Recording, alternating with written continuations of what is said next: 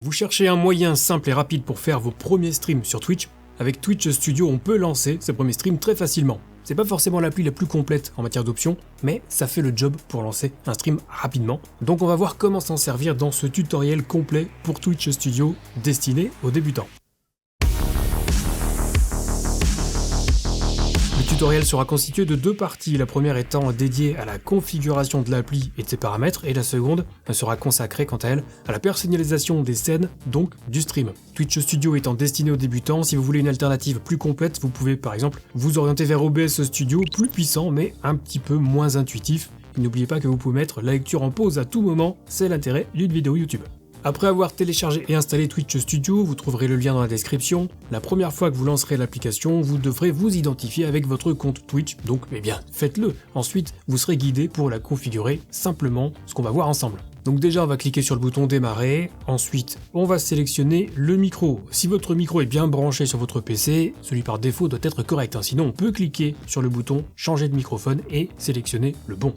Ensuite, on va cliquer sur personnaliser pour appliquer des filtres sur le micro. Je conseille à minima d'activer le noise gate et le compresseur, donc les options 1 et 3. Ensuite, on va cliquer sur OK, puis sur continuer vers les scènes. Twitch Studio va alors créer automatiquement quelques scènes qu'on pourra personnaliser par la suite. Cliquez donc sur continuer vers les paramètres. Un test a normalement été effectué pour voir si vous pouviez streamer dans une résolution optimale. Donc là, on va cliquer sur les paramètres pour affiner les réglages de qualité du stream.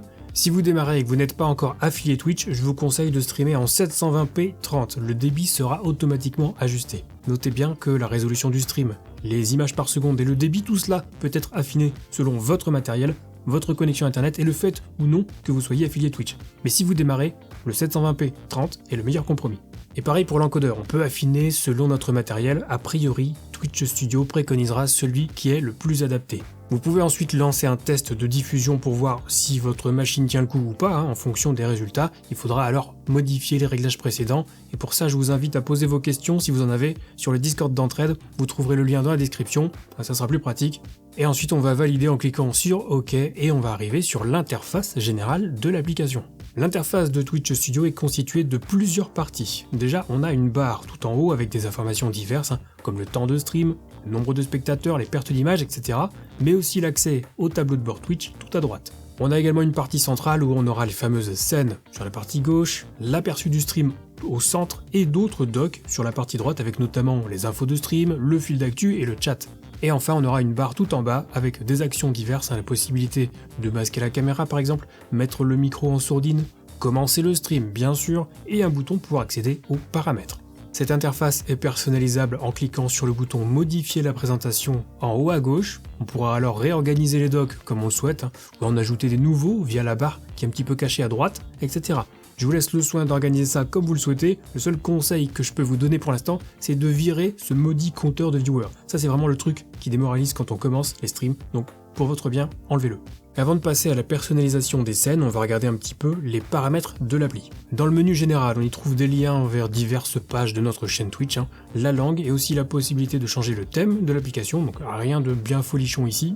Dans le menu qualité de diffusion, on retrouve les paramètres qu'on a réglés lors du démarrage de l'appli, avec la possibilité d'accéder à quelques paramètres avancés de l'encodeur. Par exemple, si vous utilisez le X264 et que votre ordi rame un petit peu, vous pourrez baisser le pré-réglage. Au contraire, si vous avez un PC très puissant et que vous cherchez à améliorer la qualité visuelle du stream, on pourra alors augmenter le pré-réglage sur du fast voire du medium. Je parle plus en détail de toutes ces options dans ma vidéo améliorer la qualité de son stream sur Twitch. Le menu paramètres de stream reprend des options qu'on trouve sur le site Twitch. J'en parle également plus en détail dans la vidéo montrant comment configurer sa chaîne Twitch. Les options par défaut sont généralement bonnes. Je passe rapidement sur les deux menus suivants qui nous intéressent peu pour démarrer nos streams et on passe au menu audio qui va permettre d'ajuster le micro qu'on a déjà pré-réglé lors de la configuration initiale. Notez qu'on peut installer aussi un gestionnaire audio avancé, c'est pratique pour séparer les pistes audio, par exemple pour isoler la musique et faire en sorte qu'elle ne se retrouve pas sur nos rediffusions. Ça, j'en parlerai en fin de vidéo dans un chapitre à part. Ensuite, le menu raccourcis, c'est intéressant pour définir des raccourcis clavier, afin de lancer le stream ou faire un changement de scène sans devoir repasser systématiquement par Twitch Studio. C'est plutôt pratique. Le menu transition permet de définir une transition personnalisée au changement de scène. Par défaut, quand on passe d'une scène à l'autre, ça se fait avec une coupure nette. on peut modifier ça dans le menu iDouane et changer le style et la durée des transitions, c'est plutôt sympa. Le menu Overlay en jeu propose une option pour afficher un overlay sur notre écran de jeu qui ne sera visible que par nous, pas sur le stream. C'est intéressant si vous n'avez qu'un seul écran sur votre PC, puisqu'on va pouvoir y afficher pas mal d'infos, y compris le chat, pour ne pas rater les messages durant un live, ou les derniers événements de stream, si vous voulez remercier un nouveau follower instantanément. Alors ça ne fonctionne pas avec tous les jeux, et ça nécessite généralement d'utiliser le mode plein écran, mais c'est quand même assez pratique. Importer des scènes, on va passer rapidement sur ce menu, c'est pour importer des scènes que vous auriez déjà créées dans un autre logiciel de stream, comme OBS Studio, ou Streamlabs Desktop. A priori, si vous suivez ce tuto, ce n'est pas votre cas, donc on va oublier pour l'instant. Et boîte d'alerte, ce dernier menu permet d'activer et de modifier les alertes de stream, ces messages qui apparaissent quand quelqu'un suit votre chaîne ou s'abonne, ou quand un autre streamer vous fait un raid.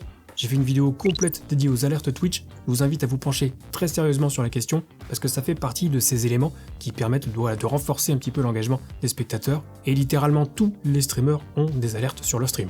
On attaque la deuxième partie et on va donc voir comment créer une nouvelle scène sur Twitch Studio, puis comment modifier une scène existante. Mais avant tout, vous avez peut-être déjà entendu le terme overlay quelque part. Eh bien ce sont tout simplement des éléments qu'on va pouvoir superposer au contenu principal. Par exemple, si vous streamez du jeu vidéo, tout ce qu'il y aura par-dessus, la webcam, les alertes de stream, tout cela fait partie de l'overlay. C'est comme sur Photoshop, on peut superposer autant de calques qu'on veut. Et par extension, on appelle souvent un overlay les ensembles qu'on peut trouver ou acheter en ligne qui contiennent donc des cadres de webcam, des écrans de début et de fin de stream, des écrans de pause. Moi, pour les besoins de cette vidéo, j'ai acheté un pack sur la boutique Owned et du coup, je l'ai mis sur mon bureau Windows et je vais vous montrer comment l'installer. Le principe sera le même avec n'importe quel overlay. Et si vous cherchez des overlays clés en main, n'hésitez pas à aller faire un tour chez Owned. C'est juste la plus grosse boutique en ligne pour les streamers. Le choix est colossal, les produits sont super quali. Donc je vous laisse mon lien affilié dans la description et avec le code TomTom, vous aurez en plus 55% de réduction sur toute la boutique. Alors pour créer une scène dans Twitch Studio, c'est simple. Dans la partie gauche de l'interface, on va cliquer sur le bouton « Ajouter une scène » et là on aura le choix entre créer une scène vierge ou préférer un modèle. Comme Twitch Studio s'adresse aux débutants et se veut facile d'utilisation, vous pouvez vous contenter d'un modèle. Exemple ici, si je choisis une scène de début de stream, j'aurai tout déjà en place et je n'aurai plus qu'à faire des ajustements au besoin, notamment ajouter ma webcam, éventuellement changer l'arrière-plan, tout ça on va le voir juste après. Donc pour bien vous montrer comment personnaliser une scène, moi je vais partir de zéro et créer une scène vierge. Ensuite dans la liste des scènes, je vais faire un clic droit dessus et la renommer pour mieux l'identifier. Enfin je vais cliquer sur le bouton modifier et vous verrez que sous la liste des scènes, je pourrai ajouter des calques et commencer la création. Donc là on va ajouter une première source qui va servir de fond pour la scène. Donc d'abord je vais cliquer sur ajouter un calque, ensuite je vais choisir image ou média, puis cliquer sur ajouter. Dans la partie droite de l'interface, à la section fichier multimédia, je vais cliquer sur parcourir, puis à nouveau sur le cercle parcourir et aller chercher le dossier téléchargé sur la boutique Owned. Dans cet exemple, il est sur mon bureau Windows. Une fois que je suis dans le dossier, je vais aller dans le répertoire Files, puis Animated Intermission Banner et choisir le fichier rodanintermissionstarting.webm. Notez qu'il existe aussi une version vierge avec le suffixe blanc qui ne comporte pas les réseaux sociaux. Donc là, je vais sélectionner le fichier dans l'explorateur, valider, et le sélectionner à nouveau dans l'interface de Twitch Studio, et valider.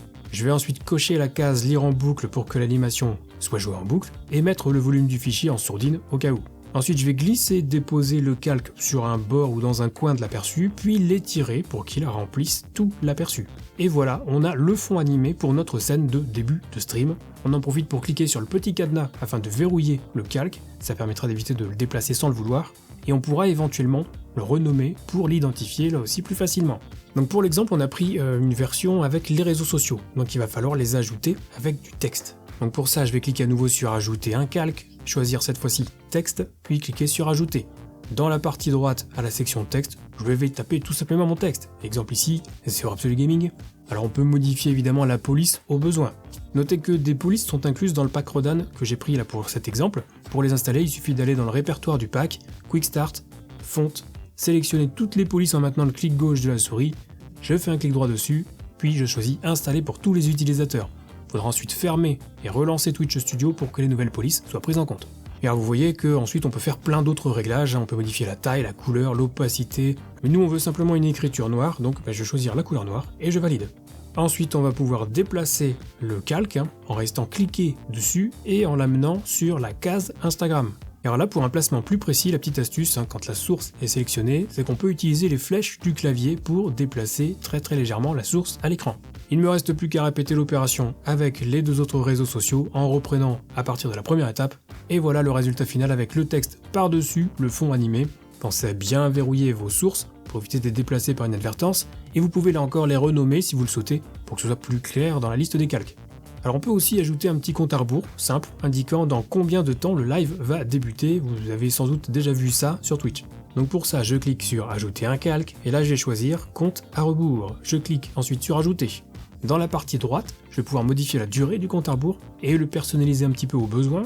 Alors, petite astuce ici, on évite de mettre un compte à rebours trop élevé, mettez pas 20 minutes d'attente, c'est trop long, 5 minutes max, c'est très bien. Ensuite, je vais déplacer le calque sur l'aperçu à l'endroit souhaité, et je vais cliquer sur le bouton début pour lancer mon compte à rebours. Et maintenant que notre scène est complète, on peut cliquer sur le bouton enregistrer tout en bas. On va maintenant passer à la scène de discussion. Alors pour cette scène, on va modifier celle qui existe déjà et simplement remplacer le fond et ajouter notre webcam. Le reste étant déjà en place, à quelques exceptions près, à savoir le chat Twitch et les alertes de stream. Donc à côté de la scène de discussion, je vais cliquer sur le bouton modifier. Ensuite, dans la liste des calques, je vais sélectionner le fond d'écran, puis dans la partie droite de l'interface, section fichier multimédia, je vais cliquer sur changer. Là, je clique sur parcourir, je vais aller dans mon dossier Animated Talking Banner et choisir un fond animé pour ma scène. Alors là, dans cet exemple, avec le pack que j'ai acheté, il y a 4 versions différentes, avec ou sans webcam, avec ou sans réseaux sociaux. Pour l'exemple, on va prendre quelque chose de basique, donc Rodan Talking Banner V2 blank.webm. Je sélectionne le fichier dans l'explorateur, je valide. Je le sélectionne à nouveau dans l'interface de Twitch Studio et je valide. Sur la partie droite, je vais cocher l'option boucle pour répéter l'animation et je verrouille mon calque avec le petit cadenas. Ensuite, on va passer à la webcam. Alors pour l'ajouter, vu qu'il y a déjà un calque, on va simplement vérifier qu'elle est bien branchée sur l'ordinateur, évidemment, et sélectionner le calque correspondant. Ensuite, dans la partie droite, section appareil, je vais pouvoir cliquer sur changer au besoin. Dans la fenêtre qui s'ouvre, dans le menu déroulant, je vais choisir ma webcam et cliquer sur OK. Ensuite, je vais pouvoir déplacer ma webcam, la redimensionner pour qu'elle corresponde à son cadre. On peut au passage supprimer la bordure qui ne nous est plus utile en cliquant sur la petite croix dans la partie droite de l'interface, section bordure. Ensuite, je verrouille ma source. Dans la liste des calques, je vais glisser-déposer la source webcam en dessous du fond. Il reste à ajouter le chat Twitch, et là aussi, on a déjà un calque à portée de main, donc on va simplement le glisser-déposer dans son cadre et l'étirer pour qu'il remplisse tout. On pourra éventuellement le personnaliser un petit peu via les options dans la partie droite de l'interface, mais en l'état, on a déjà un chat fonctionnel qui apparaîtra sur notre overlay. Et dernier point, les fameuses alertes de stream. En supposant que vous les ayez déjà configurées, vous pouvez simplement placer le calque où vous voulez sur l'overlay en envoyant un petit test au besoin. Et je rappelle que si vous voulez voir comment paramétrer ces alertes, j'ai fait une vidéo spécialement dédiée pour ça. Alors bien entendu, on va pouvoir répéter toutes ces opérations avec toutes les scènes dont on a besoin, ou se contenter des scènes modèles de Twitch Studio, peu importe. Il faudra juste bien veiller à modifier la webcam dans chaque scène, et enfin, il restera à ajouter le jeu. Et oui, puisque ça constitue quand même le contenu principal du stream. Donc de base, dans la scène de jeu, on a un calque qui permet la capture de jeu. On peut régler ce qui sera capturé en cliquant sur le partage d'écran principal dans la partie gauche de l'interface. Par défaut, toute application en plein écran sera capturée. Donc si je lance un jeu et que je le mets en plein écran, si je reviens sur Twitch Studio, je verrai que mon jeu est bien capturé. Mais parfois ça fonctionne pas forcément très bien, donc dans ce cas on peut choisir de capturer une fenêtre spécifique ou de capturer carrément l'écran complet. Ça c'est une option qui sera plutôt utilisée si vous avez 2 moniteurs. Donc à vous de voir la méthode que vous voulez privilégier. A priori la capture des applications en plein écran fonctionne quand même relativement bien. Un mot rapide sur les autres calques que vous avez pu peut-être apercevoir, certains sont intéressants et peuvent être ajoutés dans vos scènes. Je pense notamment aux barres d'objectifs, si tant est que vous en ayez configuré une via votre tableau de bord sur Twitch, où on a aussi les sources navigateurs qui peuvent être utilisées pour afficher différents widgets sur l'overlay. J'en ai sélectionné quelques-uns dans plusieurs vidéos, je vous laisse le soin de regarder tout ça, de parcourir un petit peu la chaîne si vous êtes un petit peu curieux. Et on termine avec le gestionnaire audio avancé à installer directement en passant par les paramètres de Twitch Studio, comme on l'a vu en début de vidéo, parce que de base on peut ajouter des applications et modifier leur volume directement depuis Twitch Studio, mais ça n'isole pas les pistes. Pour ça, on a besoin du gestionnaire audio avancé, et isoler une piste audio permettra de l'exclure par exemple des rediffusions, ce qui est beaucoup utilisé pour la musique notamment, afin de se prémunir contre les avertissements pour atteinte aux droits d'auteur. Bref, nous on va prendre l'exemple de la musique musique et pour ça, je vais utiliser l'application Spotify. Donc après avoir installé le gestionnaire avancé, on va cliquer sur l'icône de la table de mixage en bas à gauche de l'interface de Twitch Studio. Ensuite, je vais cliquer sur Ajouter une source audio. Dans le menu déroulant, je vais choisir Spotify. Notez simplement qu'il faut qu'il y ait une musique qui soit jouée pour que l'application soit visible ici. Ensuite, c'est facultatif, je peux donner un nom spécifique à la source audio, par exemple musique, peu importe. Puis je vais cocher l'option exclure cette source des clips et des vidéos à la demande, et je vais cliquer sur enregistrer. Et voilà, vous voyez que la musique dispose de sa propre piste audio et n'empiète pas sur l'audio principal. Et avec l'option qu'on a cochée en plus, cette musique sera supprimée de nos VOD Twitch. Donc au final, c'est quand même relativement simple de créer et de personnaliser des scènes sur Twitch Studio. Si vous avez des questions sur le streaming, moi je suis dispo sur Twitch ou sur le Discord d'entraide Zero Absolute Gaming, vous trouverez tous les liens dans la description. Mais en tout cas, vous voici prêt à lancer un stream. Il ne restera plus qu'à cliquer sur commencer le stream. Vous aurez une fenêtre de confirmation avec la possibilité de choisir la scène de démarrage, modifier les infos de stream ou le texte de la notification de live, et bien sûr un bouton pour lancer le live. Donc maintenant, c'est à vous de jouer. Si vous cherchez des conseils sur comment bien animer votre stream, je vous propose cette vidéo. Et n'oubliez pas que vous pouvez aussi configurer les alertes Twitch en suivant ce tutoriel. Nous on se retrouve très vite pour une prochaine vidéo et d'ici là, bon stream.